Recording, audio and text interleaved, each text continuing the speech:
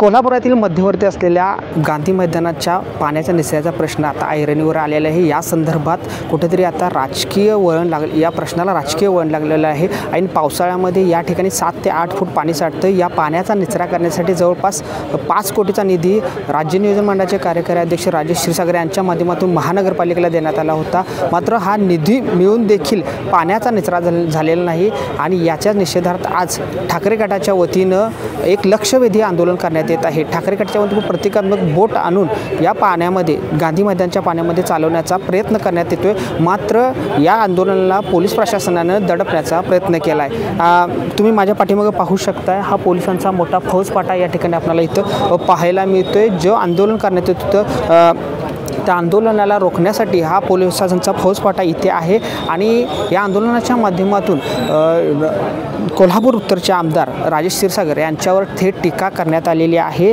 टक्केवारी घेऊन हे गांधी मैदानचं काम सुरू करण्यात आलं होतं अशी देखील टीका त्यांच्यावर करण्यात आली आहे। तर त्याचबरोबर त्यांचे प्रतिकात्मक जे पोस्टर्स होते त्याला देखील काळे फासण्यात आलेले आहे। अशा प्रकारे हे आंदोलक गांधी मैदानाच्या बाहेर मोठ्या प्रमाणावर जमल्याचं आपल्याला इथं पाहायला मिळतंय। तुम्ही आता इकडे माझ्या पाठीमागे येऊ शकता, हे गांधी मैदान हा गांधी मैदानाचा परिसर आहे।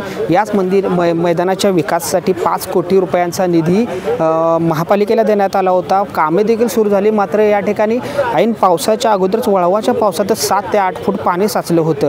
आता 2 दिवस पावसानं उघडीप घेतल्याने हे पाणी मुरलेलं आहे, निचरा झाले आहे। तात्पुरती मलमपट्टी महानगरपालिकेच्या माध्यमातून करण्यात आली आहे। मात्र यावरून आता एक राजकारण सुरू झाल्याचं आपल्याला इथं पाहायला मिळते। माझ्यासोबत शिवसेनेचे शहर प्रमुख रविकिरण इंगोले साहेब आहेत, त्यांच्याशी आपण बोलूया। नेमकं काय आंदोलन त्यांनी हे कशा संदर्भात केले आणि काय सांगाल? आज तुम्ही लक्षवेधी आंदोलन केले जलसमाधी। राजेश क्षीरसागर यांना जलसमाधी हा शब्दप्रयोग आम्ही केला होता, पण जरासा शब्दप्रयोग बदलतो। त्यांना चिखलात तुडवण्यात आले का तर 5 कोटी रुपये जनतेचे आहेत, ते आम्ही टॅक्स पेएबल आहोत। टॅक्स भरणाऱ्या पैशातून वरून राज्य शासनाकडून 5 कोटी रुपये निधी आला होता आणि तो निधी यांनी स्वतःच्या घरच्या परिवाराच्या विकासासाठी वापरला का? काम कुठे आहे गांधी मैदानात?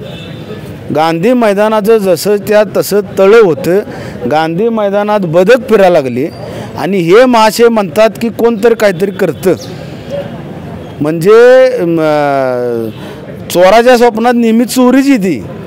त्यामुळे त्यांना काय तर दृष्टांत झाला असेल, तिथं कोणीतरी काहीतरी केलं, त्यातला हा प्रकार आहे।